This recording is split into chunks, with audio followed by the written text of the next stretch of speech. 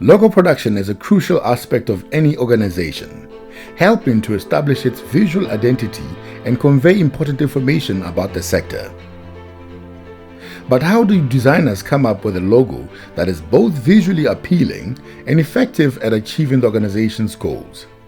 At the first meeting, it was decided that we need to have a distinct look and feel to allow us to be relatable to our clientele, to differentiate ourselves from MySec and other organizations. The creative process by nature means that it's very involving. It was a process of everybody trying to have a say. We decided to curate a competition that invited Botswana to participate and to submit their designs. So we came up with these competition guidelines. I essentially did the research. I sent it to all the board members. Everybody had their input.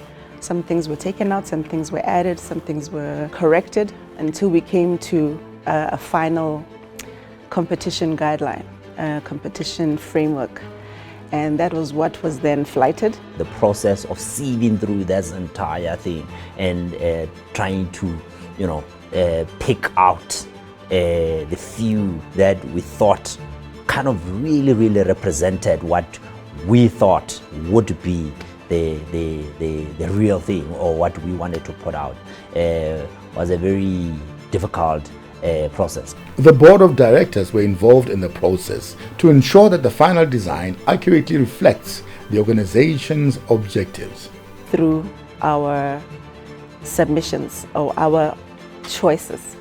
So essentially from 230, we decided that all the submissions that had 3 votes each automatically went to the next level.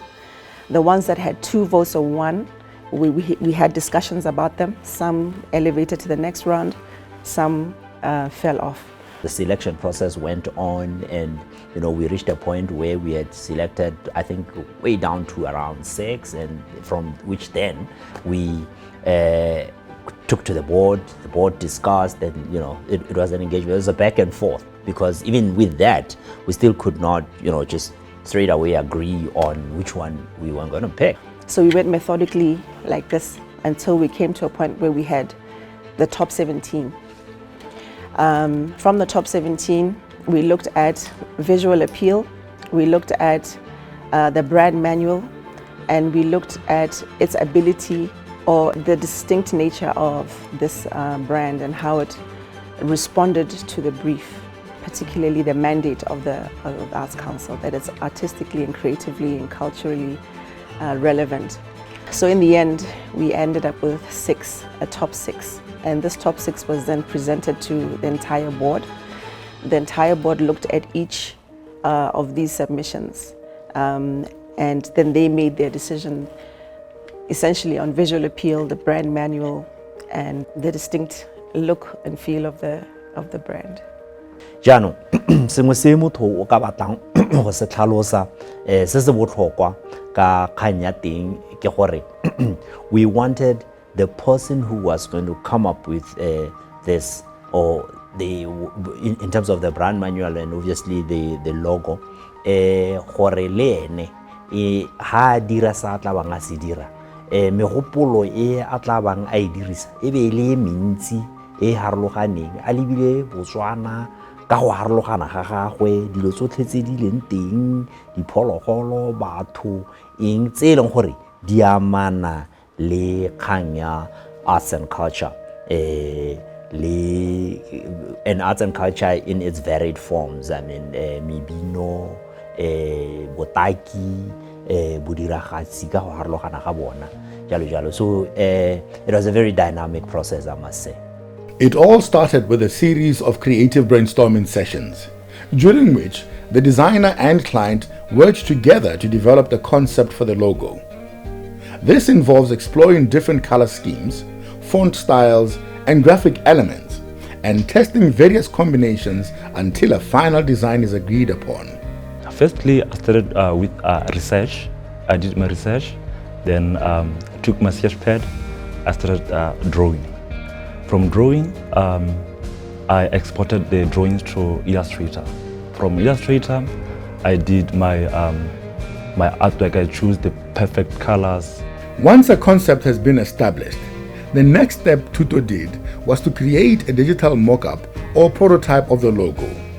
This allowed him to experiment with the different layouts and color schemes and to make any necessary adjustments before moving on to the final production stage. So I came with different designs. I did, was it 7? So it was difficult for me to choose the correct, the best design. So I had to mix elements from both designs that I did. Then I ended up with one final design, which is the one that I did. I was inspired by Kotla. So National Arts Council of Botswana, NACB. So a letter in National Arts Council, it represents the Kotla, NACB. It takes the shape of the Kotla. So then I put Luiso. Luiso ke mollo. So